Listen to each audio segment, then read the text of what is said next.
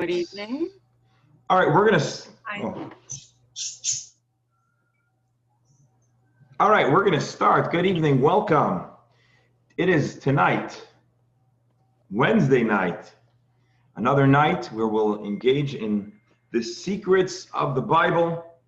It's November 18th, and it is the 2nd of Kislev. Tonight, actually, now is the 3rd of Kislev. And as you know, we've been digging through stories that are on one hand quite well known and quite common, but as we know, really not common at all, or not well known at all, in the sense that every tale has a deep, mystical, powerful lesson, life lesson, as well as a Kabbalistic perspective. Many times these Kabbalistic perspectives grant us a great sense of clarity and meaning behind the stories we're going to read. And today's story that we'll uncover is, in a sense, a tragedy. A tragedy because it's one of the famous twin pairs who couldn't manage to get along. In utero, as we'll see, there was already tsuris, there was already trouble. In their childhood, some more. And not only did they themselves have a great degree of friction, but this friction spawned a lifetime and an eternity of friction between different peoples. As a matter of fact, just to throw in a side note before we jump into our course, those who joined us Tuesday at 1:30, we actually mentioned one of the intergenerational struggles that are a result of tonight's tale. But here's the added detail I want to add before we start, which is that the last two evenings, the last two sessions were warm-ups for what tonight is going to be an intense Kabbalistic perspective, building upon some of the ideas that we've established. And God willing, you'll see now that the Moskowitzes are on and we're recording. So if anybody's listening in the future, we welcome all those that are watching, spanning time and space itself. Now, as you know, we're going to be talking about the twins. I didn't say their names yet. Jacob and Esau, Yaakov and Esav.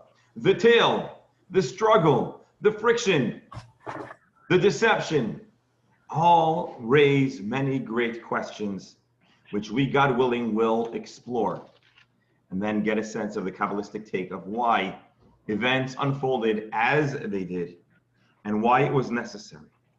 We're going to watch a film that narrates the tale presented in the Bible, but this time we're actually going to see three separate films at three different junctures in our lesson, and collectively it'll help us build out our profile, our picture, and understand why these two brothers couldn't get along and why even their parents couldn't quite find common ground in figuring out how to deal with these two troubled brothers. Yeah, you want to make it louder? Yaakov, Jacob, and Esau.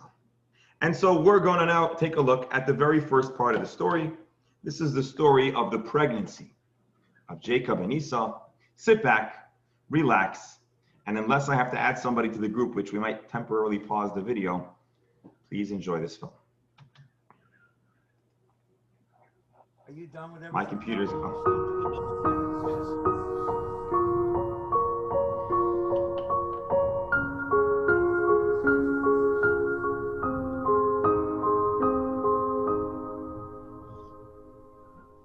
After many years of barrenness, Isaac and Rebekah's prayers are answered, and Rebekah conceives.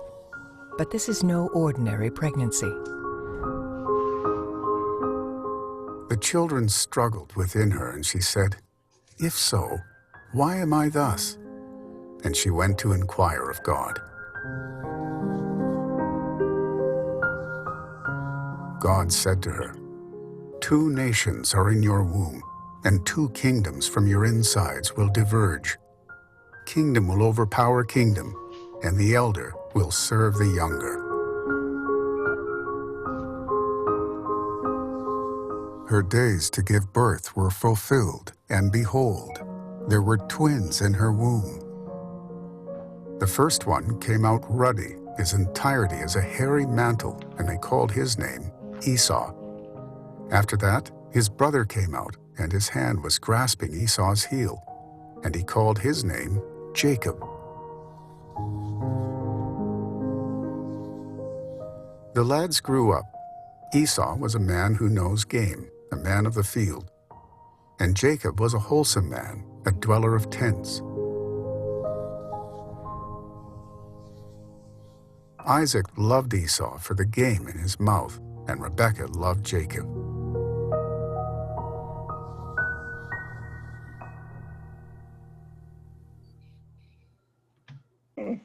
So, you hear about twins, and you suppose the twins should really have something very powerful between each other, a certain kind of symmetry or equality. They're both getting the same starting point. They have the same zodiac signs. And many times twins look quite alike in their appearance, in their character, and their behavior. However, this pair of twins was certainly not the case. In utero, they're already fighting. So much so, their mother, Rebecca, is quite alarmed, and she gets the equivalent of a ultrasound. In those days, they didn't have ultrasounds, but they could go to a prophet, a man of God, who's going to give them a little bit of an understanding and an insight as to what's going on in her stomach, in her womb. And the response she receives is quite a riddle, a prophecy. 2 nations in your womb, we just heard this in the film, 2 kingdoms from your insides will diverge. This is not just about 2 people, this is two universes. Kingdom will overpower kingdom, and the elder will serve the younger. What a mysterious riddle, what a mysterious prophecy. What was the prophet telling Rebecca? You are going to have the ultimate sibling rivalry dynamic in your home. And it's going to be unlike any other, because not only in their childhood will they be rivals, but they're going to both spawn nations and kingdoms. And for all eternity, there's going to be this struggle. Rebecca's told that one kingdom will overpower the other kingdom, meaning they're never going to be equal. When one is dominant, the other falls. When the other falls, the other is dominant. And this struggle is the totality of their existence. Which brother is to be born first? Esau, the older brother. Jacob is born second. And in their moment of birth, there's a sense of this struggle. Jacob is grabbing onto Esau's foot, pulling him back. And yet Esau prevails to be the first one to see the light of day. And then we read as they get older, their way of life, their lifestyle is very, very different. As we'll see here on the screen, Rebecca loves Jacob, who was the dweller of tents, a passive intellectual. Whereas Esau, game is in his mouth. He was a hunter, he was a wild man, he was an outdoorsman. Now we always imagine, a Yiddish mama, a Jewish mother, wants their kid to have some kind of good, white-collar, clean job. And so Rebecca loves her Yankele, clean cut, crisp, academic. He excels in his studies. A cup mensch, a person that's all about the intellect. Mm-hmm. And Rebecca prefers Jacob. Now, she may have been thinking about the prophecy. The elder will serve the younger. But yet we find that each parent had their favorite. Now, of course, parents, as we know, shouldn't have favorites. But in a sense, it could be inevitable that a parent might have a favorite child. I know, we're all going to deny it, but it could be true. And so here we have that dynamic. Rebecca loves her Ziskite, her Jacob, whereas Yitzchak, Isaac, loves his boy, a man. He was probably the athlete. He was the kid that was selling stuff in the school hallways, making a buck in the lunchroom. And he was a hunter, game in his mouth. And so the commentaries say that not only was he a hunter? But he also had a talent of deceit, and he tricks Isaac into falling in love and appreciating his younger son. Now their roles, the roles of the parents and their divergent perspective become very, very relevant in the story that is going to follow. But more or less, this is the synopsis of their childhood. In utero, they know there's going to be trouble. Jacob is what we say in Yiddish, alemele, a softy, a well-behaved goody-goody, and Esau is everything but that. But he excels, he succeeds, he's going places in life. We're going to now see the next part of the story, but do you have any questions? Any questions come to mind at this part of the narrative? Be it the prophecy, or the treatment of the parents, or their behavior? Any questions come to mind before we take a look at the next film for the next part of the story? The group is small enough. I'm going to invite you just to call out, and if it gets too much, but go ahead. If anyone that wants to share anything, any questions that come to mind. Those that are watching in the future, regretfully, will be unable to give input right now. But hopefully, if you're listening in the future, you're also thinking of some questions that may arise. Go ahead. Anybody before we continue? No pressure. I just have a quick comment. Go ahead.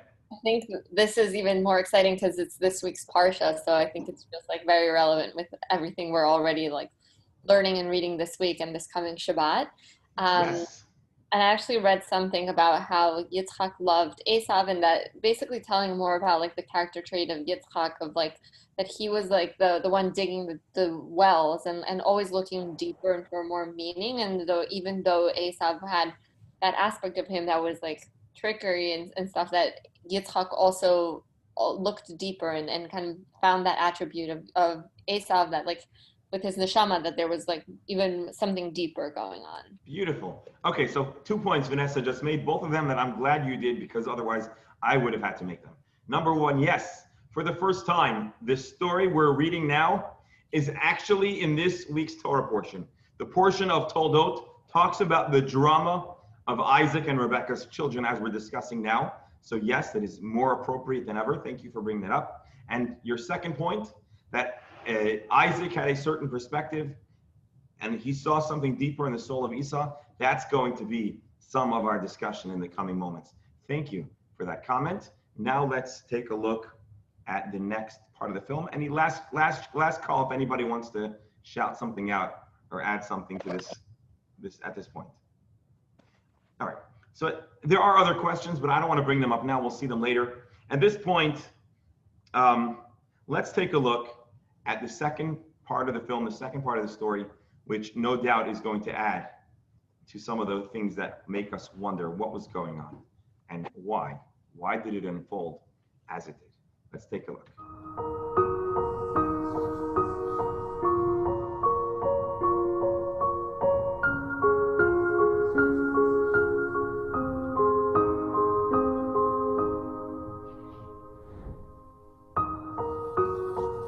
It came to pass when Isaac was old and his eyes were dimmed of sight, and he called his elder son Esau, and he said to him, "Here, please, I have grown old.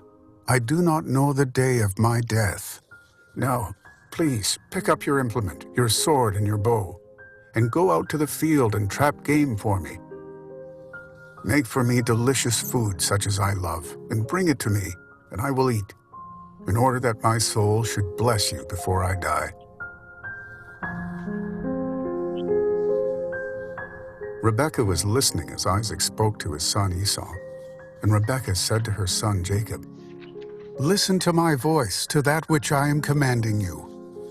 Go now to the flock and take for me from there 2 goodly goat kids, and I will prepare them as delicious food for your father, such as he..." I'm sorry, hold on. "Please, your sword and your bow, and go out to the field and trap game for me. Make for me delicious food such as I love, and bring it to me, and I will eat, in order that my soul should bless you before I die." Rebekah was listening as Isaac spoke to his son Esau, and Rebekah said to her son Jacob, "Listen to my voice, to that which I am commanding you. Go now to the flock and take for me from there 2 goodly goat kids, and I will prepare them as delicious food for your father, such as he loves. You will bring to your father, and he will eat, in order that he should bless you before his death.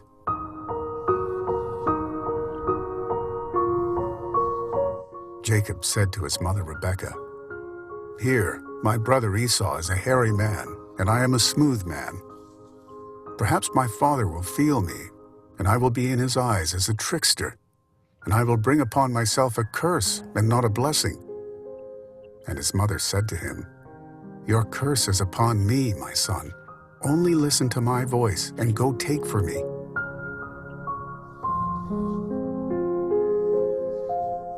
Rebekah took the desirable garments of her elder son Esau, and she dressed her younger son Jacob. And she dressed the goat kid skins on his hands and upon the smoothness of his neck.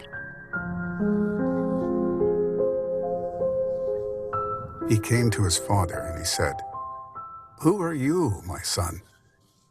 And Jacob said to his father, "I am Esau, your firstborn."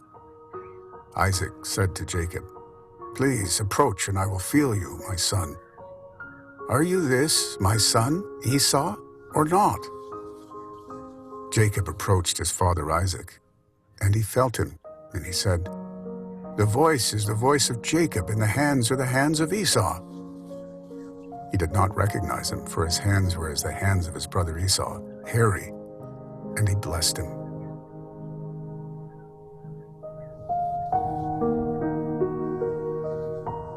God shall give to you of the dew of the heavens, and the fat of the earth, and an abundance of grain and wine. Nations will serve you, and kingdoms will bow to you. You shall be a master over your brothers, and your mother's son shall bow to you. Those who curse you shall be cursed, and those who bless you shall be blessed.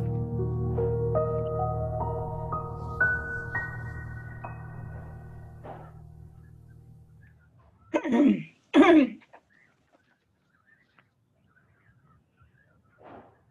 just make sure we finished. Oh. All righty. We have... One second.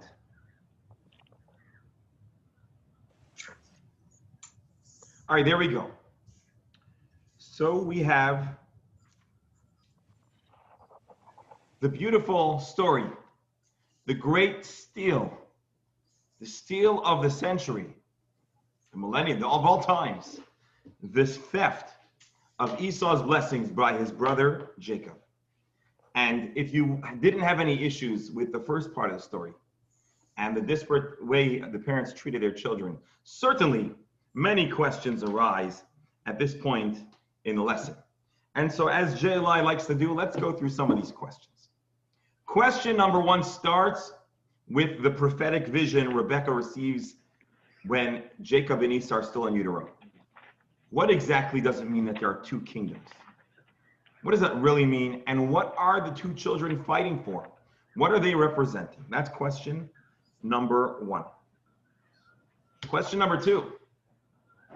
If Jacob was supposed to be the leader, and that's evident for the fact that he received the blessings of his father, well then why was he born second? Why is Esau the elder? Why didn't God just make the story unfold reflective of the dynamic that was meant to take place? Why do we need to have this intergenerational tension? Question number 3 of our story. What exactly was it about Esau that Isaac preferred him over Jacob? Or in other words, why did Isaac prefer materialistic Esau over spiritual Jacob? Well, Rebekah saw it the opposite way. Wouldn't you think Isaac, the tzaddik, the saint, the righteous person who only cares about spreading the word of God, shouldn't he have preferred the spiritual son to the materialistic one? What was his perspective? And by the way, this was Vanessa's question. What did Isaac see in Esau, and what did Rebekah really appreciate about her son, Jacob? Number 4. Why did Isaac need food to be prepared for him in order for him to give a blessing? Right? You noticed, as we saw in the film, He instructs his son, Esau. Eventually the message is passed on to Jacob to go bring food from the field. What exactly is going on over there? And lastly, if Jacob is meant to receive the blessings, why not have the blessings come in a straightforward manner? Why the shtick? Why the tricks? Why the games? We accept, or the Bible presents the story as it unfolded the way it needed to be. But why is that the case? And so, of course, as you know, we're going to use a little bit of the inner dimension, Jewish mysticism, Kabbalah, to try to have a deeper appreciation of all these questions. 5 questions. Just go back for a moment, real fast. What's the deeper meaning of the two kingdoms? Why were they fighting? Number 2, why did God cause Esau to be born first if he's not meant to be the dominant blessed child? Number 3, what did Yitzchak see in his older materialistic son that he preferred him? Why the game? Why the hunt? And lastly, why couldn't the story unfold in a straightforward, uncomplicated way? And I suppose, without giving an answer, many of us live life, and sometimes things happen the way they happen, and we wonder, couldn't God have just made this a little more straightforward? Why did it have to be so complicated? Why did it have to be so unpredictable? So again, without addressing this question, of course, regretfully, we know that there are many parts of our reality in our life that we don't really know in the moment, but we can still have the question. And certainly if the story is presented in the Bible, we're allowed to ask, and let's see what our tradition has to say about this. But first, if we want to address this at all, let's understand what are the two kingdoms? What does Jacob stand for? What does Esau stand for? So we're now going to discuss the meaning of the two kingdoms, the themes of these two children in 4 different interpretations. And all of them, spoiler alert, can exist simultaneously. So let's discuss 4 interpretations, 4 different perspectives of what Jacob and Esau are fighting over. The first perspective is a historic perspective, wherein Jacob is, I'm just going to do the whole slide and then we'll discuss it. In the perspective of history, Jacob is the father of Judea, of Judah, of the Israelites, the Hebrews, whereas Esau is the father of Rome.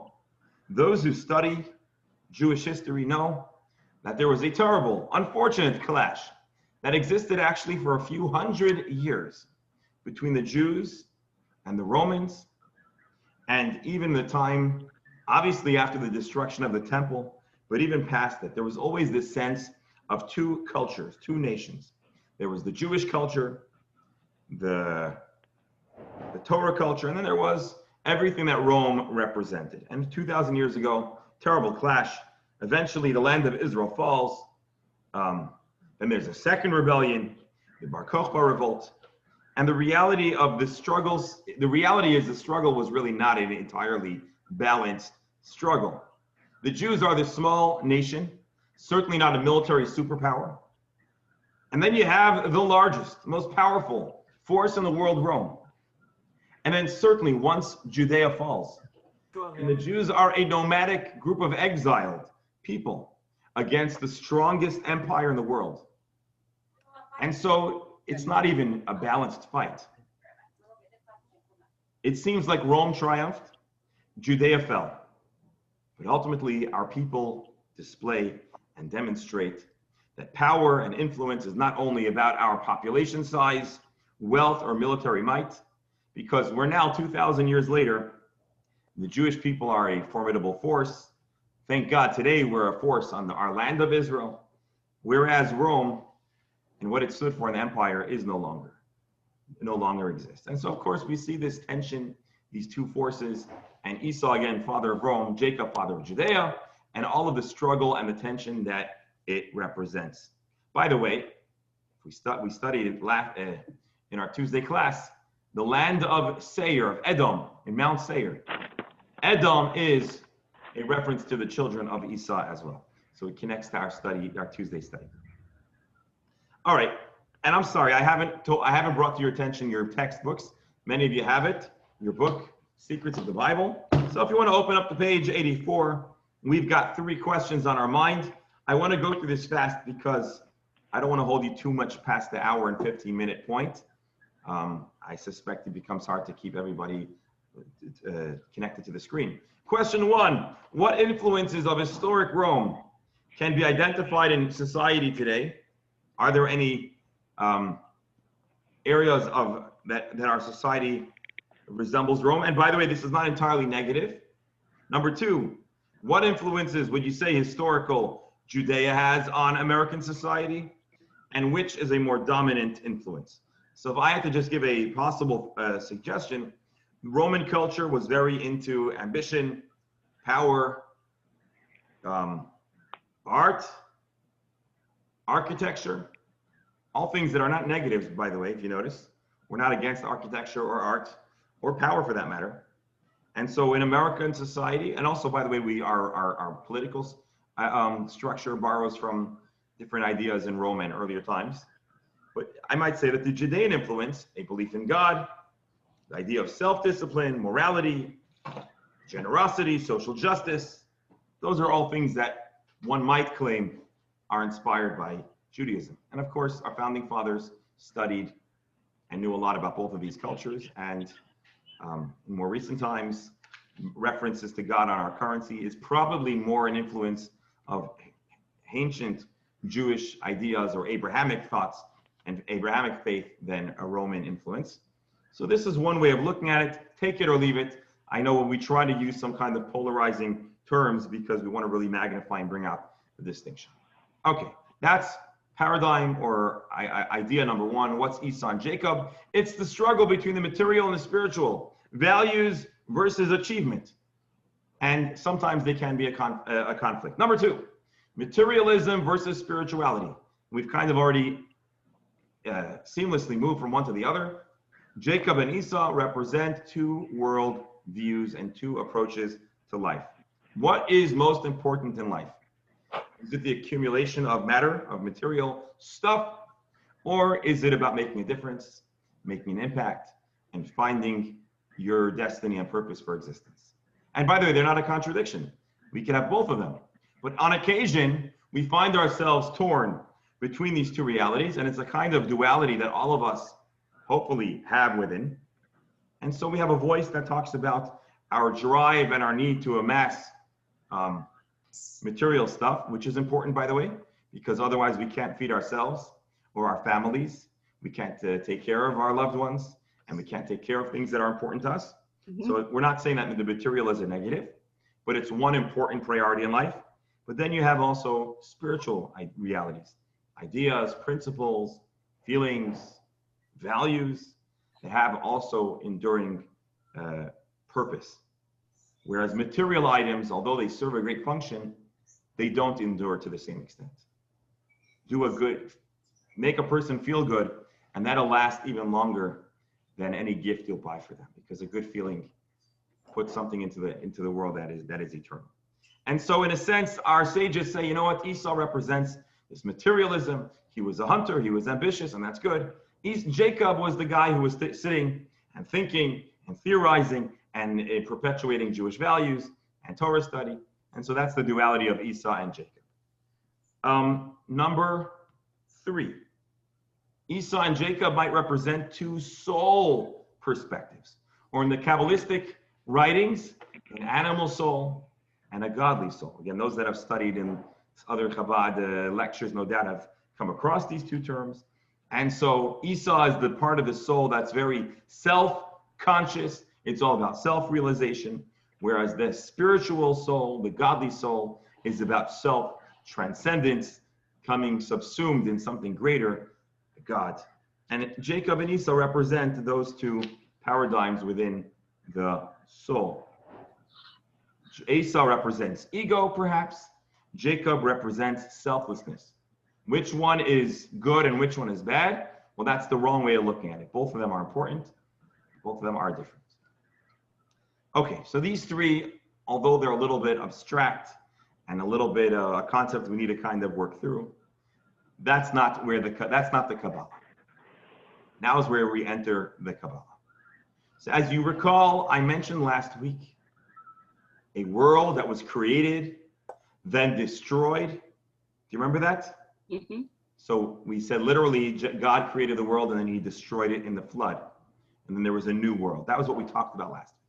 But I threw in a teaser and I said that God also created two spiritual dimensions, two worlds. One more spiritual and then one, the world that unfolded. And the name for these two universes, these two worlds are in the Kabbalistic texts referred to as Tohu, which means the world of chaos, and Tikkun, the world of order. Chaos and order. Now, the word chaos and order doesn't sound particularly Kabbalistic, but what it describes are two different spiritual dimensions and paradigms. According to the Kabbalah, when God created the world, he first created a reality that is called Tohu, chaos. That world, that dynamic did not endure. It collapsed, it exploded, it imploded. God then created a second creation, a second version, a plan B called Tikkun. What exactly are these two worlds? We're going to explore some Kabbalistic texts in a moment. Heavy Kabbalah. But first I want to make two notes. Number one, what we're describing here is not good and evil, but two perspectives, two realities, not good and evil. It's not a good guy and a bad guy. We always like to define distinctions and differences in a sense of good and bad because it really helps us create a clear picture, black and white. What we're describing here is above that because we're talking about spiritual dimensions and spiritual realities. In a way, they're both positive. Each of these worlds that we're going to describe have their own strengths and weaknesses and points and purposes and advantages and disadvantages. Okay, don't get nervous. It's not as scary as I'm making it sound. Number two, we are not going to give an exhaustive introduction to the entirety of the world of Tohu and Tikkun, two realities, two universes, two dimensions of existence, because that would necessitate a year-long daily Kabbalah study session. So what we're going to do now is just give a little bit of a teaser and a little bit of a sense of two universes, two dimensions of divine creation. And then we're going to find that Jacob and Esau both channel different worlds. You know what? Here, but before we do that, before we go into the Kabbalah, let me just do a fast recap with the slides. I think it'll make life, they're cool slides, they're cute slides. Esau, Rome. Jacob is Judah. Rome represents a quest for power, technology, or entertainment. Judea is a belief in God, morality, social justice. That's cute. That's point number one I make. Number two. No, I'm sorry.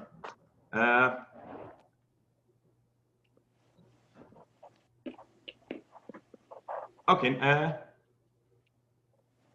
All right, we'll get to this in a moment. Okay, let's take a look at Tohu. No, we'll do it now. Sorry. All right. The hands of Esau. Esau represents accumulating material stuff, money, or whatever else. Jacob represents accumulation of the spirit, holy, divine currency. Esau also represents within the selfish soul, the selfish instinct, the animal within that instinctively reminds us about self-preservation and ego. And Jacob is represents the godly soul, the altruistic voice in our heads that tells us, you know what? If you don't make that comment, you might lose this argument, but you'll walk out a winner. Your presence, your ego won't be asserted, but in the divine scheme, you'll walk out a winner. And so those are the two voices in our heads, and these are Jacob and Esau. And this is what I just told you, but just I wanted to refresh and review with the slides. So again, Esau, animal soul, is a drive for self-fulfillment. Jacob, godly soul, escape the confines of ego. Now let's talk Kabbalah. Jacob represents the world that is referred to as Tohu, as chaos. Now, when you read the Bible, the first few lines of the book of Genesis. It says as follows: in the beginning, God created the heaven and the earth. And the land was tohu vavohu, chaotic and devoid, empty. And this is an allusion to a first iteration, a first kind of creation. Then God goes on and creates our world. So if you'll join me for a moment for a deep Kabbalistic text, page 86, text 4. Let's take a look inside. To understand the root differences between the two worlds, two dimensions, tohu and tikkun, chaos and order, and how tikkun, order, comes to rectify, refine, and repair tohu. Again, I don't expect you to understand this. Let's just read the words and then we'll discuss. Serving as form to its substance. So you first have tikkun, you first have tohu, which is a mess, and tikkun represents fixing it up, rectifying it, and adding form to substance. As is known, the lights of tohu were extremely powerful and intense, as there prevailed a state of abundant light and scant vessels. Because the vessels were unable to contain the light, they shattered and fell. So we're using this obscure analogy of a vessel that's overflowing with energy and it explodes. Kind of like, imagine below, and again, we haven't explained this, but imagine you blow a balloon full of air. What happens if you blow too much air into the balloon? It pops. What happens if you blow too much air into a tire of a car? I've never tried. Anyone? What happens? Does it explode? Well, hopefully no one has to experience that. So there's always a balance between how much energy or air or oxygen or filler you put into something. Kabbalistically, we're talking about a dimension that had too much, what we're calling light, and it explodes. Because the vessels were unable to contain the light, the balloon was unable to contain the air, it shattered and fell. Following that, tikkun reality was made with scant light and abundant vessels. So we're supposed to imagine a world that exploded because there was too much energy in it. What does this mean? I don't expect you to understand what we just said, because I don't understand what we just said. And by the way, for those that are wondering why there's a tradition not to study Kabbalah until you're 40, it's because you're supposed to spend 39 years nonstop studying all other Jewish texts. And if you've mastered the entirety of Jewish thought, maybe then you could start looking at Kabbalah. But we're gonna go ahead. We're gonna go ahead and take a peek. So in the language of the Kabbalah, you have two items that make reality: light and vessels. Light represents the essence and the energy behind something, and the vessel is the structure of how it comes to work out. So what do we mean? Take a look. Light is the essence, it's an idea. An idea is great, but it's not always actionable. And you know, as a rabbi, many times people come to say, Rabbi, I have a great idea. Why don't we write a letter to the president and tell him he should donate $1 million to the shul, and then you'll build a new shul? People have great ideas. Forget the politics of it. It's not a good idea. Because sometimes there are good ideas, but they're such good ideas, they're not actionable. They're not practical. But a great, crazy idea, if it's distilled, can actually be a very smart idea. Because of course, part of providing funding for a nonprofit is communicating with potential donors in writing and in emails and in calls.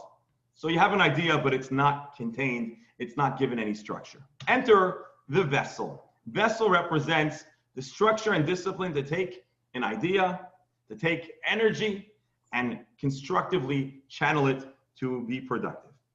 But we're talking about abstract Kabbalistic ideas. So for example, take the idea of a book. A book is a way to convey ideas, a story.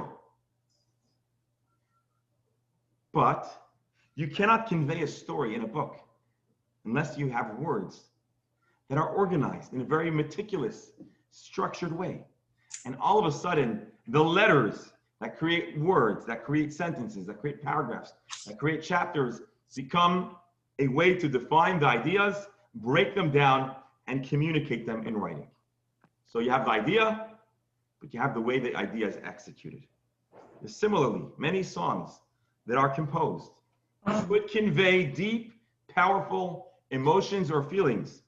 Depending on the style of the music, it could be energy, it could be joy, excitement, high energy, sadness. But the only way that you could channel feelings and turn it into a melody is by taking notes, breaking it down, and note by note, detail by detail, building out your song. You know what else? A business is the same thing. A person could have a great business idea, great vision, great objectives, but if you want to make that business profitable, there needs to be a business strategy. And you need to know how much money you're going to invest and what you're going to do. And you need to try to guesstimate when you expect to be profitable. And you probably want to start with a beta model and slowly build and build. So the idea, the vision is unlimited, but then you have a business strategy. And on in life. You have an idea and you have the way the idea is implemented. In Kabbalistic terms, this is called light and vessel.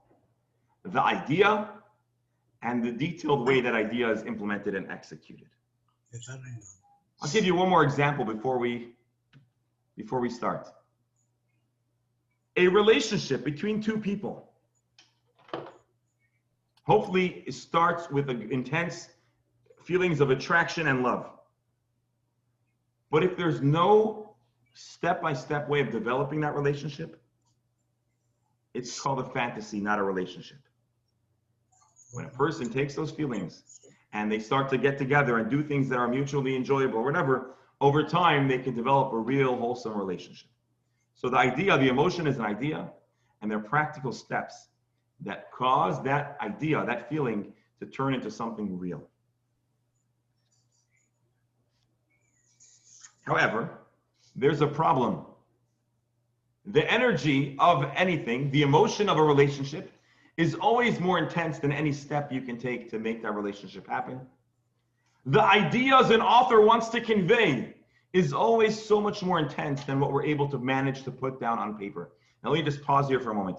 Anybody on this group today, I know we have some members that are going to be watching the recording. Anyone here that's an author? So you don't have to be a professional author. Anyone here that does writing casually? I think all our authors are going to be joining later. Speak to any author and they'll always tell you that, you know, they have so much to impart, so many ideas. If it's a novel, the story, and they have so many different plot twists. And part of the process of working on a manuscript and working with editors is determining what to cut, what to perfect, and where to emphasize.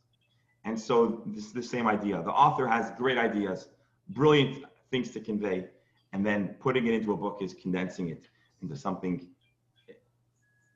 But there's a tension between the ideas the author wants to convey and what's able to end up in the book. There's a tension between the intense emotional feelings of love a young lover has or an old lover has, and then you have to channel it into actionable, practical steps. The same thing with a business. You're so eager to get started. You want to sell 1 billion units of whatever, but you got to start with one sale at a time. And so there is a kind of tension between the light, between the theory, between the idea, and execution, the model and the structure. Every existence, everything that exists in this world has these two dimensions, light and vessels, orot and kelim. Sometimes the dynamic has more energy and less discipline. Sometimes there's more discipline, less passion, less energy. So let's go here for a moment. Let's see the words of the Kabbalah. You have the world of tikkun, of order. Over there it says there's scant light and abundant vessels. What does that mean? A small idea, and the plan is well thought out. It's well developed. Whereas the other world, hey, tohu, chaos, is an abundance of passion and energy, but a little short on the execution. Any questions? I know I'm not sure if this is a little too abstract or if anyone want to chime in before we continue. We have the idea of energy, light, and vessels. Confusing. I'm sorry? All right. So what are the advantages of having a well-balanced, abundant vessel model? Well, I'll tell you the advantage, and then we'll talk about it in personality and character. When you have a very well-defined plan, things tend to work smoothly. It's a well-oiled machine. The more things are thought out, the less likely that things are going to have a lot of conflict, because every step is well-determined, well-defined, and execution and ready to be executed. There's less drama. We're describing a dynamic that is going to be efficient and harmonious. The downside is that there's likely a little less passion. So talk about a startup business. You have a person that's very, tempered, controlled, and organized. They're probably going to do things very well, but they might be short on passion. And that's the disadvantage. That's a disadvantage. A person who is, or a dynamic that is described as lots of execution, lots of clarity, not so much energy, will probably be a little short on excitement, a little short on passion. Growth will likely be measured and predictable. A situation that's well thought out is probably not going to be very risky. And so in the realm of whereas a lot of energy, light, and few vessels, we're talking about a passionate situation, two lovers that there's a lot of energy, or a business model that's got a lot of excitement and a great idea, a great concept, but it might be a little less organized, a little less stable, more risk prone.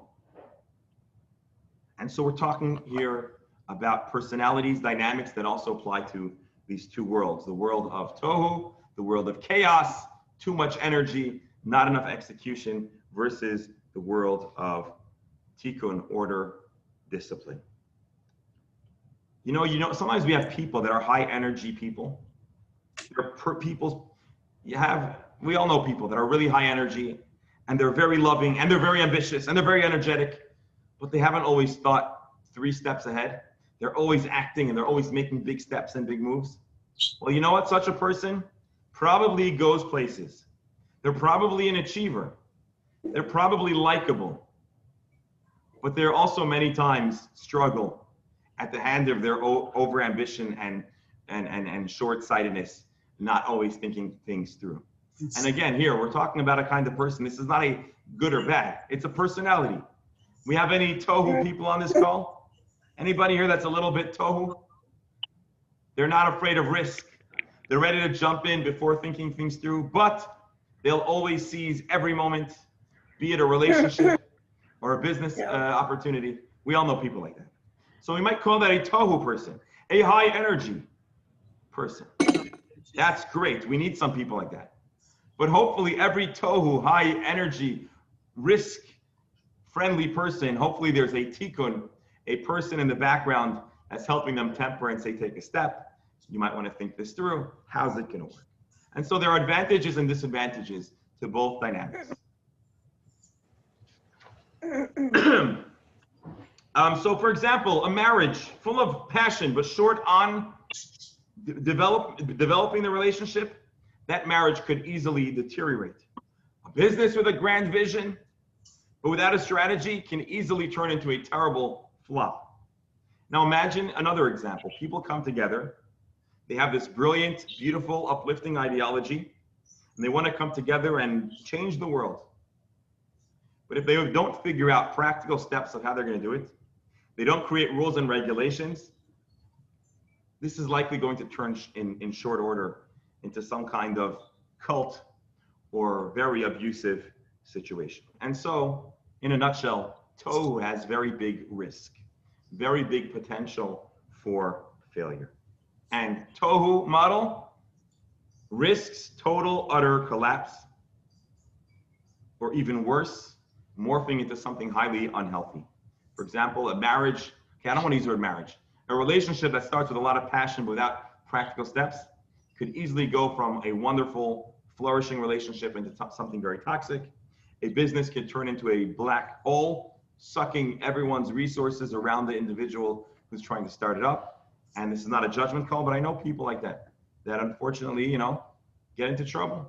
But usually those are the kind of people that eventually find another opportunity. So it's not all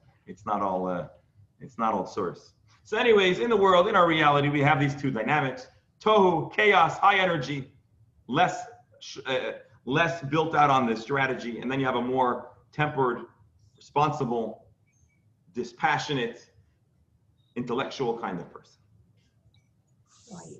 Now, being that there seems to be so much that could go wrong in the tohu, chaos dynamic, why does God create a world that is representative of that high energy but unsuccessful on the execution kind of world? We're talking about a dynamic that doesn't happen. It's a failure, it's a flop. And so the answer, of course, is because in life, to be successful, we want to try to channel a little bit of high energy and a little more responsibility. We want to create balance. And so, hold on.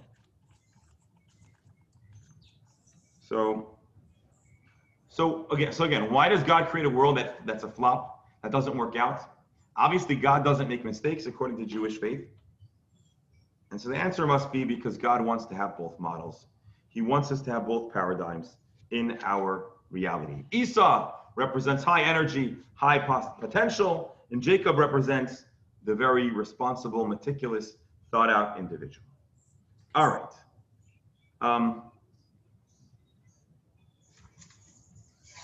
Let's talk a little more about something else. God creates the world. He first creates the flopped version, the tohu version, chaos. Then that doesn't work. God scratches it and he creates a second reality, our world, which is much more organized and structured. Why does God start out with this chaotic world that doesn't happen, that doesn't work out?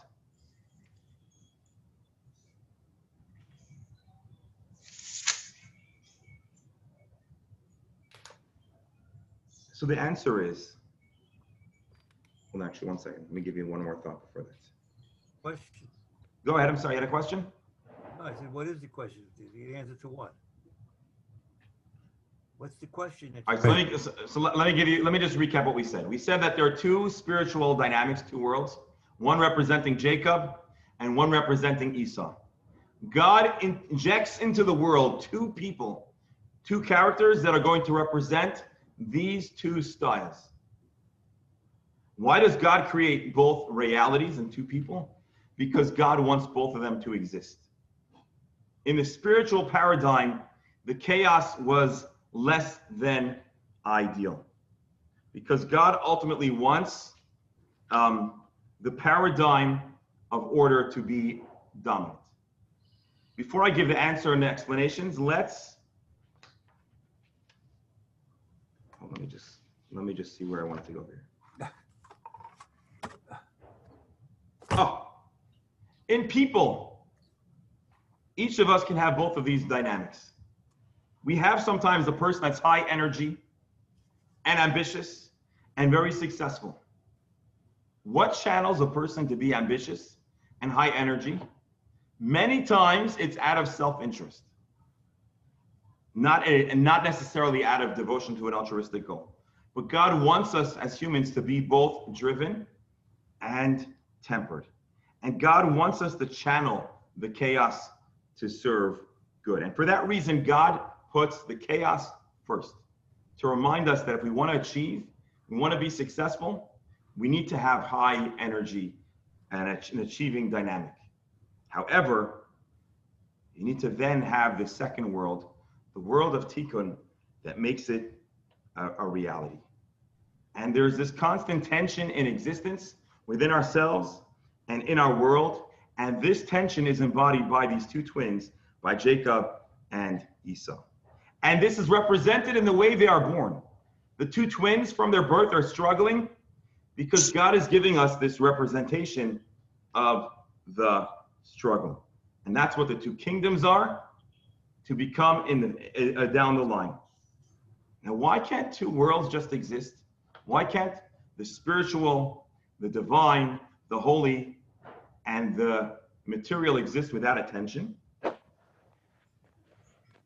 And the answer is because God wants that tension to exist. God wanted there to be the tension between Jacob and Esau. Oh, now we're going to see the blessings and the rest of the story, a story of a hurt, mourning Esau, whose blessing is stolen. And we're going to see the conversation he has with Jacob. And hopefully we'll be able to put this all back together, the chaos and the structure. Take a look.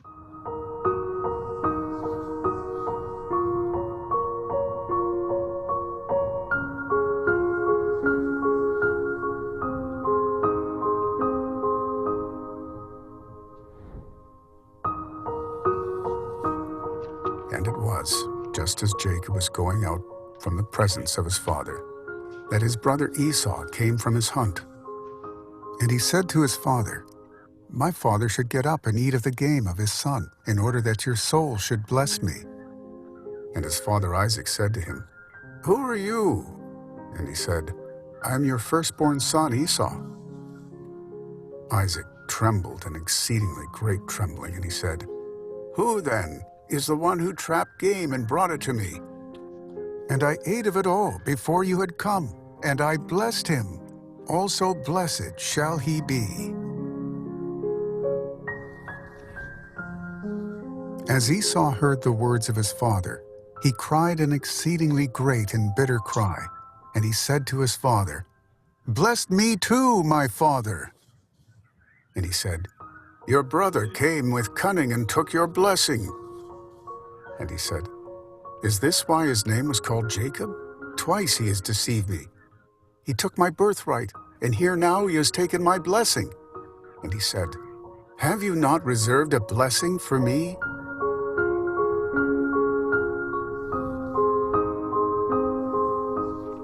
Isaac answered and said to Esau, "Here I have placed him master to you, and all his brothers I have given to him as servants. And with grain and wine I have supported him. And for you, then, what shall I do, my son?" And Esau said to his father, "Have you only one blessing, my father? Bless me, also me, my father." And Esau raised his voice, and he wept.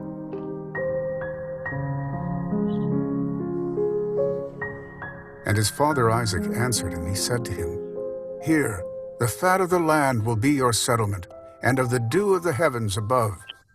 By your sword you will live, and your brother you will serve. And it will be that when you are aggrieved, you will cast off his yoke from upon your neck."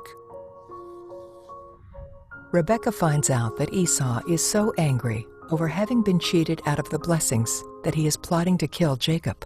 So she convinces Isaac that it is time for Jacob to travel to her hometown, Haran, to find a wife.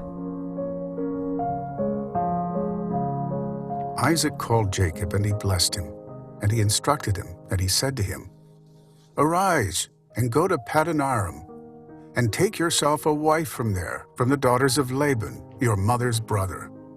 And the Almighty God will bless you and make you fruitful and multiply you, and you will become a community of peoples. And he will grant you the blessing of Abraham to you, and to your seed with you, to inherit you the land of your dwelling, which God has given to Abraham."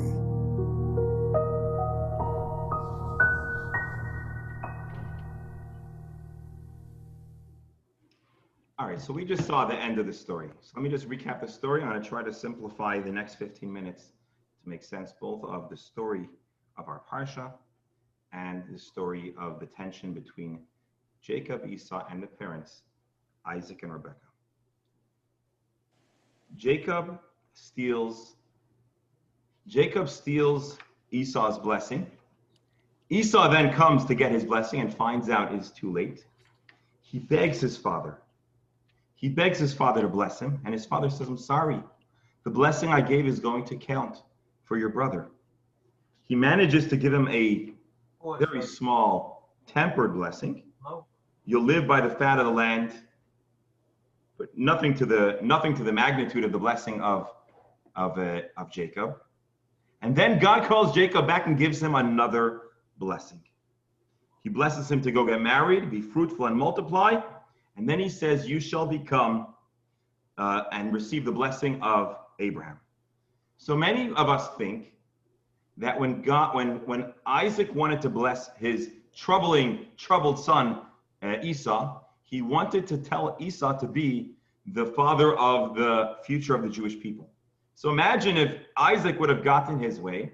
Many people think it would have become Abraham, Isaac, and Esau, the fathers of Abrahamic belief. That's how many of us see it. But in truth, there's something important to note, which is that the first blessing Isaac delivers were actually blessings of material success, material achievement.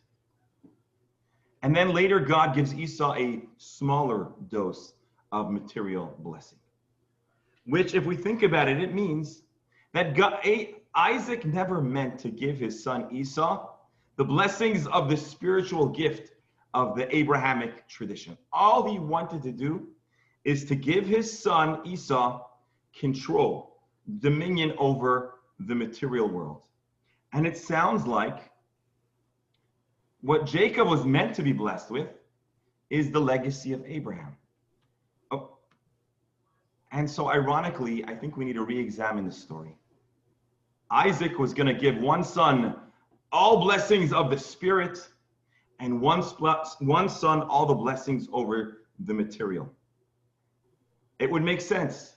Jacob, the scholar, the mystic, the philosopher, would receive everything important to him, spirituality, and Esau, the ambitious businessman who was amassing wealth, would have the blessing of material. And it would all seemingly make sense. Now, if that's the case, what's wrong? Why did Isaac need to be thwarted? Why did Isaac have to have one plan and Rebecca have to undo his plan? And the answer is what I think Vanessa was alluding to in the beginning. Isaac looked at his son Esau and didn't see the bandit, troublemaker, hunter, thief. He looked at his soul. He saw his potential. And Kabbalistically, he saw Esau. His soul comes from the world of chaos, high ambition, high achievement. All he needs is a spiritual boost, and maybe he'll get back on track. And Esau will begin to use all of his material prosperity to serve God, to be a good human being, to be virtuous. And then Isaac said, you know, my son, Jacob, the academic, well, I'll give him success, a blessing to be successful as an academic, as a philosopher, as a priest. And so Isaac wants to give each son a role that reflects their soul. The ambitious son, material blessing; the spiritual son, the spirit. That was what Isaac intended to do. And I think you'll agree, if you hear what I just said, you might agree with me that it sounds like a highly reasonable, well-balanced plan. What was Rebecca's view? All right, Isaac's plan on the screen. Give each child the resources they need to play their role. The spiritual guy, spirit; the material guy, the material.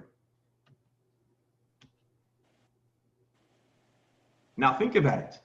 What was Esau called upon to do prior to receiving his blessing? He was called upon to go hunt, to go take raw materials, season the food, and serve a dish. You think Isaac needed a good steak or a good venison or whatever, a good, Isaac was challenging his son to embody what he hoped he would become. The person who would take raw material and build something more beautiful out of it. He wanted his son to amass wealth, achieve success, and then use that achievement to glorify God. And then then Jacob would remain in his position. What ultimately happens, however, is it is not so. Jacob steals his brother's blessing. aided and abetted by Rebekah, and perhaps by God himself. Because had Jacob's plan worked out, we would find the world of the spirit and the world of the matter two entirely divorced realities. One brother in charge of material and the other in charge of the spirit. And those who understand Jewish thought know that Judaism does not want to see a divide, an equator between the material and the spiritual. The ultimate purpose of this world is that the entire world should become infused with the divine. Regretfully, Esau was not up for the task. And so Jacob has to put on a show. What is the show? He's mimicking the behavior of Esau, mimicking the acts of someone who must use deceit. But his purpose is, or Rebekah's intention is, for him to begin to embrace some of the characteristics that are of value in Esau, so that Jacob now can become the one to bridge the divide, receive a blessing for material achievement, and to successfully synthesize between the material and the spirit, between physical possessions and the divine. And this is what Rebekah understood. She understood that unfortunately Esau had gone too far from a divine plan. He'd gone too far from the lifestyle of his father Isaac. And it was Jacob alone who's going to take on both roles. So Jacob received the blessing because God wants heaven on earth.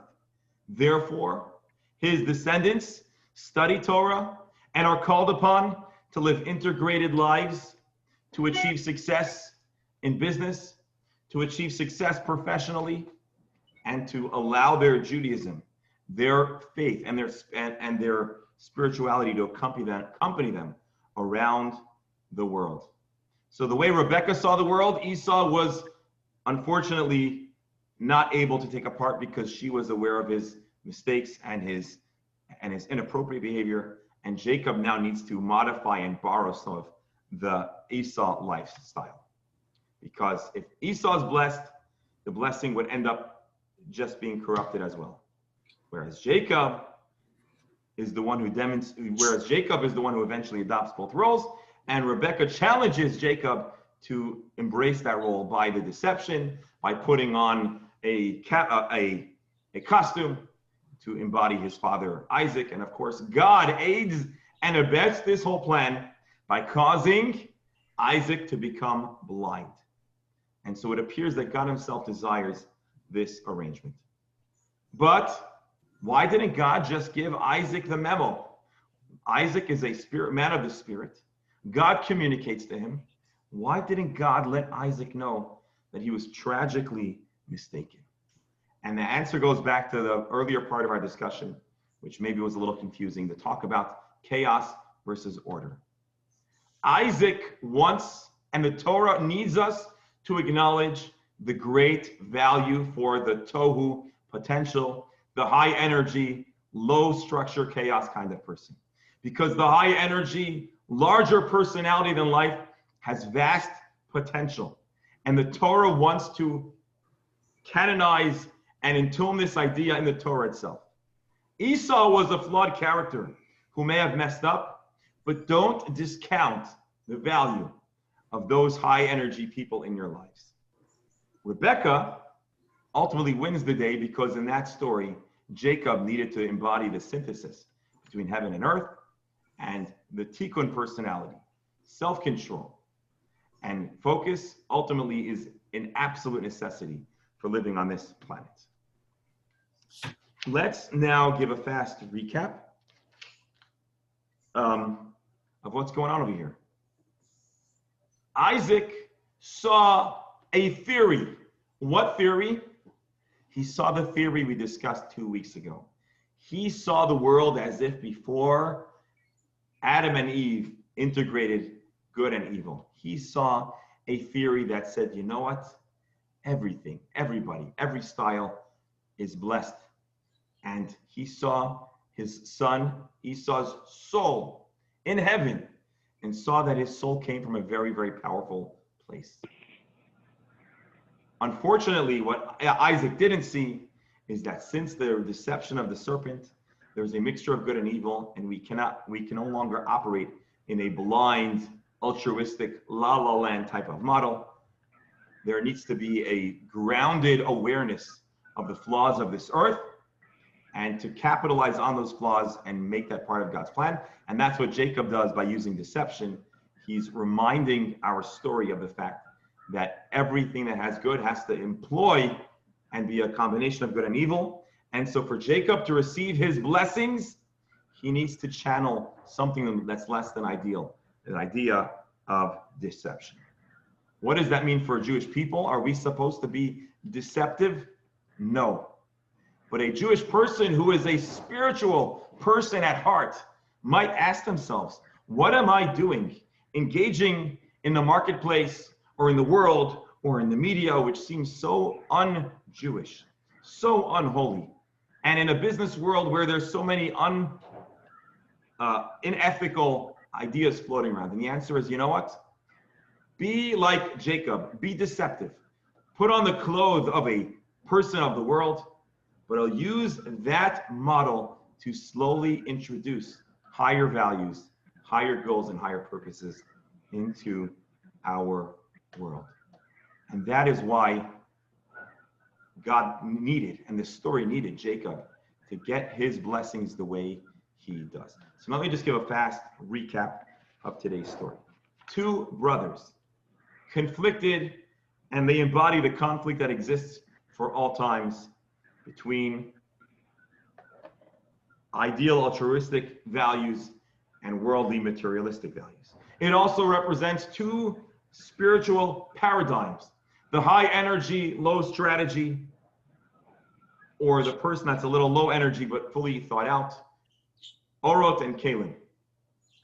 Isaac favored the son who had the high potential, high energy.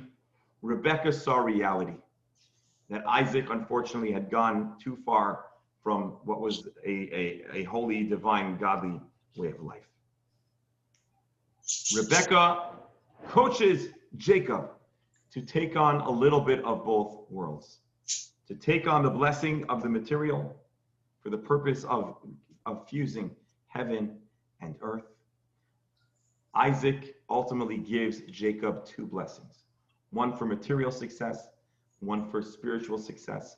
And it's a reminder to the Jewish people and all people hear the call of the Bible, the call of the Torah, to make sure to incorporate both dynamics, to be a person of the world, fully engaged, successful, high energy, ambitious, but also to always keep in mind that the reason for our creation, our existence, is to ultimately incorporate a little more holiness and spirituality into this world.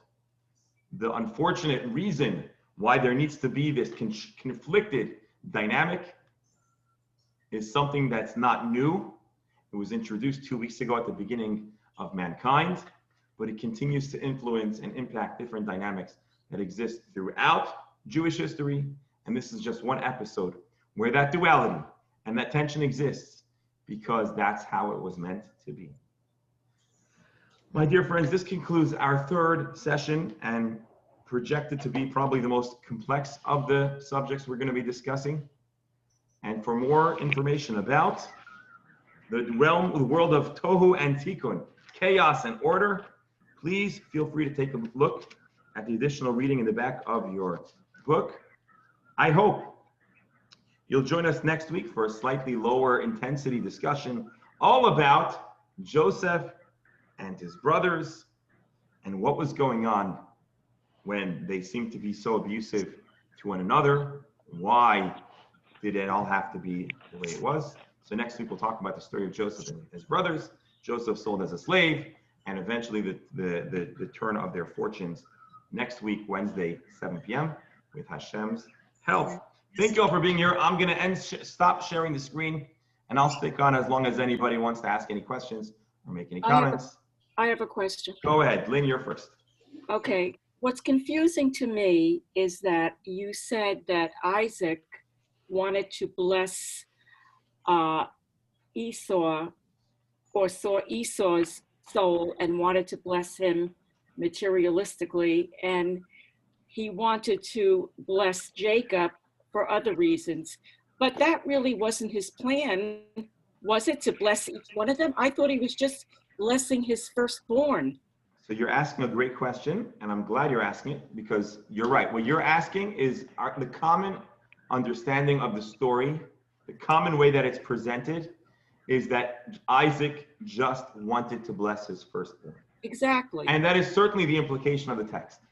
But a deeper reading indicates that it's possible that he was giving one reality, one world, one dimension to his firstborn. He was going to give the material and the rightful role of Esau to Esau. Right. Then he was going to bless Jacob with the spirit. The reason why this is inferred is because if you notice, Isaac blesses Jacob twice.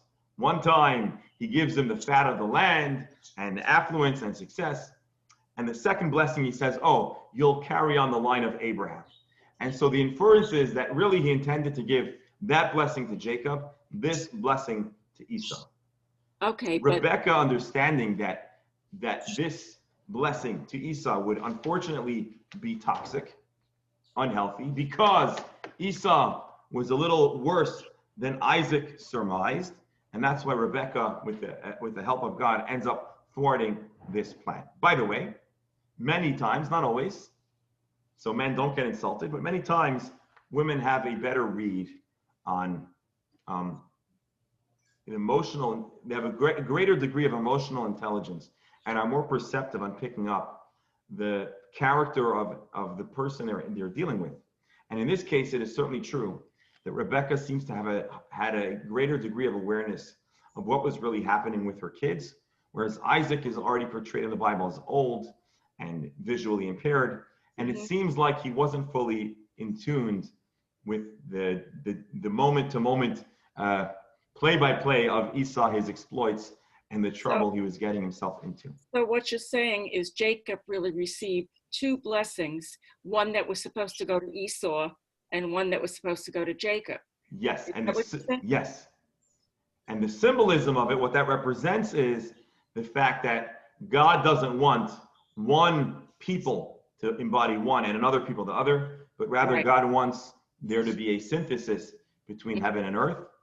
And so this brings them to mind a Hasidic saying, which is God gives people materials, parnasa, and we can transform that into the spirit. So usually we imagine God giving spirituality and human beings dealing with material currency, but this Hasidic saying says, God gives us the material resources we need, and if we're successful, we can fill up our material resources and our wealth and our assets and our possessions and make them vehicles for goodness and for spirituality. Okay, but Isaac still gave the two blessings to Jacob, to one person.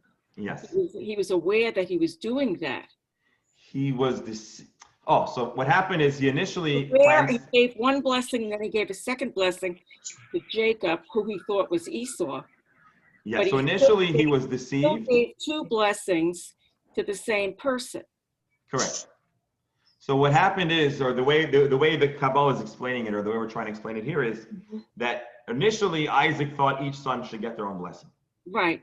Once he gave the blessing away to Jacob, right, he realized, because, and this is maybe getting too much into the nitty-gritty of the story, it says that Isaac became aware when Esau walks into his room, he feels like the presence of Gehenna, of hell, of purgatory in his room.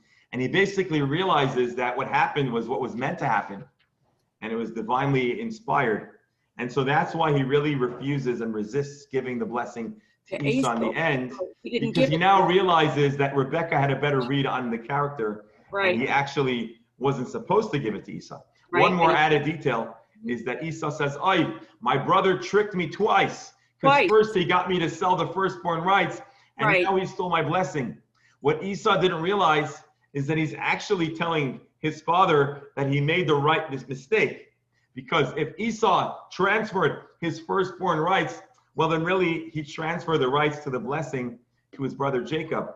And so Isaac all of a sudden realizes that his mistake or the deception allowed things to happen the way they were They destined were to. supposed to. Okay, I got it. So, Rabbi- but you're asking, What? go ahead, Jeff, go ahead. I want to ask a question. Why did Hashem, why does he always make everything a reflection? In other words, why does he make a story into somebody to make the other person into something else or anything that he wants to do? Why can't he just go the direct way? I myself had an event that basically changed me, and I came back to realize that Hashem had made the event so that I would go in a different way. But I always wondered why he just didn't make me another way. So I'm not sure if I understand your question. Let me tell you what I think you're asking, and you'll tell me if I'm getting it. Are you asking, God had a story to convey to the world in the Bible. So why did Jacob and Esau have to be the guinea pigs or to undergo the experience they had just so a point could be made in the Bible? Is that your question? Or are you asking, there are events that are that strongly impact who we are and how we behave and see things. Why did God make us one way, force us to go through some kind of traumatic event that rewired us if he could have just made us the way he wanted us to be in the first place? That's the way I mean. So I don't really know the answer because I'm not God. That's the most truthful answer. But what I do understand is that God, the way Judaism looks at it, let me say this, is that everything that happens to us, including the personality and the characteristics that we have, the experiences we experience are from God, and God's calling the shots. The only thing we really are in control of is how we respond to every given moment. And that's all that God really wants from us, is to do our best to respond to every occasion. And I think you're asking, why couldn't God just wire us to begin with the way he wanted us to be? And I suppose the answer is, again, although disclaimer, I'm not God and I don't really know, is that sometimes God really wants us to be really deeply textured. And so if we were born with programs, that wouldn't really be us. But we go through life. And again, I'm sure probably you're referring to events that no one wants to experience. But when we go through life, we become these really rich, beautiful, textured, battle-worn people with greater character and insight and the ability to really be impactful to others. And I think sometimes the only way we can turn out to be the beautiful people we are is by experiencing the totality of life's experiences. And looking around on whoever's on this call, no doubt, many of us have experienced very, very challenging, painful events. And I don't know why, but what I can say is no doubt, we are the way we are and we are who we are. Not answering his question. Doctor, go ahead. Tell me why I'm not answering the question. Well, if you understand Jeff's intellect, he's at a level that I would say we had an expression in golf. It's called paralysis from over-analysis. That sounds like a beautiful compliment to your good friend, Jeff. I know you guys are good friends, so I know that was a compliment. I mean, I'll find something to say good about. Doctor, hold on. Doctor, I'll tell you what. The real answer to Jeff's question is what we say in Yiddish, azoy. It is how it is. I don't know. That's the real answer. No matter what, you cannot give away the blessing of the firstborn no matter what. The firstborn blessing is the firstborn no matter what. These are parables, and they take it for what it's worth. Is there a life with Noah? Is there punishment for doing a sin is there deception? Whatever. I have to go. Doctor, I want to thank you for being on here, and I think you're 100% correct. This story, in addition to having occurred, are being studied to convey an idea, and that idea stands. The idea of the necessity for deception in this world, the tension that exists between different characteristics, different personalities, and different spiritual dynamics, and that's what the Kabbalah brings to the table. you're wondering what Jeff's wondering, which is what I'm wondering, which is why do we have to endure unspeakable challenges and difficulties? The short answer and the long answer is I don't know. We don't know, and that's not a good comfort. And all I was saying is that in the story that we analyzed, it probably had to unfold the way it unfolded because that's what God wanted, and I don't know why. And there's big, deep pain, and I think when all of us have that first opportunity to speak to someone that knows the answer, or before God, or if Mashiach comes, or we have a chance to meet Elijah the prophet, we're going to ask why, and hopefully we'll get an answer then. And on this world, where the question why is the word that stands behind deep, vast amounts of pain. And I think there really isn't a satisfactory answer. And I'm certainly not the one that's going to give an answer to such a powerful question, such as why. Because why is, I think, the most powerful and painful cry that we all express and feel about certain unimaginable things that exist in our reality, in our world. So how's that for a long non-answer, Jeff? I hope you'll take it. I hope everybody understands my question, no less the answer. Do you think I understand it? Maybe I missed the question too. You understood. No, I thought you understood perfectly. Okay. I'm talking about the rest of the class. I'm sure. Unfortunately, I think we all have a PhD. Everyone on this chat has a PhD in life and why and pain and things that have shaped us to be who we are, but we would never want or choose those journeys. I think everybody can relate, unfortunately, in their own way, but I'm certain everybody understands the question. So that's that.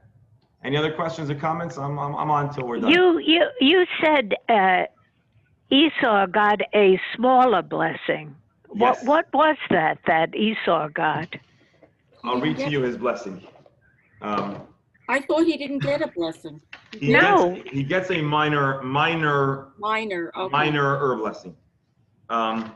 Give me a second. I'll pull it out. 1 second. Esau cries to his father after they figure out together that there was an act of deception. He says, I'm your firstborn. Isaac says, who was it then who brought you the game? I blessed him and he shall be blessed. Esau said, bless me too, my father. By the way, as a firstborn son, I always felt very sympathetic to Esau. Whenever I read the story, I always feel this deep anguish and pain that Esau felt. And even if he wasn't a great person, I always felt that cry and then he says, your brother came with cunning, took your blessing. And then he says, that's why he's called Jacob. He deceived me twice. Then Esau says, have you not reserved the blessing for me? And Isaac said, I have placed him master to you. All his brothers I have given to him as servants. So first of all, no, he's going to be your master. His children are his servants. With grain and wine, I have supported him. For you, then, what should I do? I've given it all away. So Esau says, Father, have you one blessing? Please bless me. And so Isaac says, here, the fat of the land will be your settlement, the dew of the heavens above. You'll have some prosperity. By your sword you will live, and your brother you will serve. You'll be a military people. You'll serve your brother. And he describes a tension. It will be that when you are aggrieved, you will cast off his yoke from upon your neck. And so there's this idea that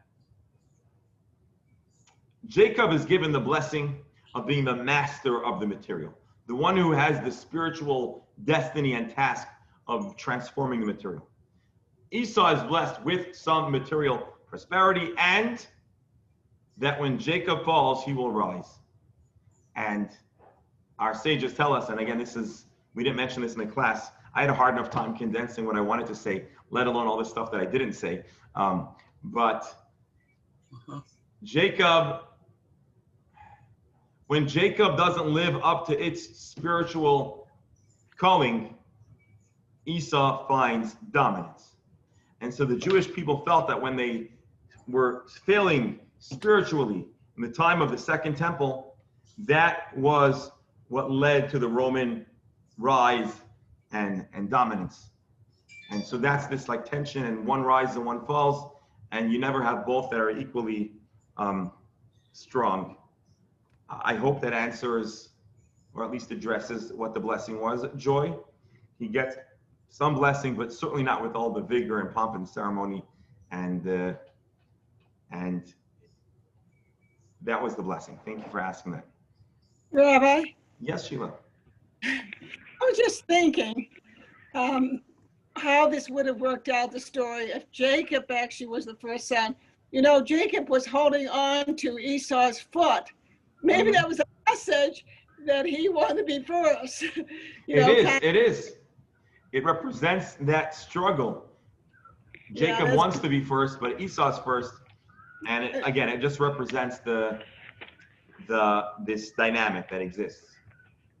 Absolutely. Yeah. That I'm looking forward tomorrow. Is Shana going to have at 10 a.m. her Shana's class? going to have at 10 a.m. If anybody here didn't get the link, message me, and I'll make sure to get you the link before 10 I a.m. have to look to see if I have the You link. should have sent an email, but if anybody needs the link, Okay, sent. I want to thank you all for joining. I want to thank you all for being here. thank you. Wish everyone a wonderful evening. You're And welcome. be well. Thank you. Be well. Thank you, Rabbi. Thank you, Rabbi. Nina, good to see you. Thank you. Joy, good to hear you. Sheila, Barbara, Very nice. Jeff, the Dr. and Aviva are not on anymore. Neither are some others. And for those that are listening to the future, thank you for listening to the end. Have a wonderful evening. Take care. Thank you, You too. Rabbi. Good night. Nice to be connected.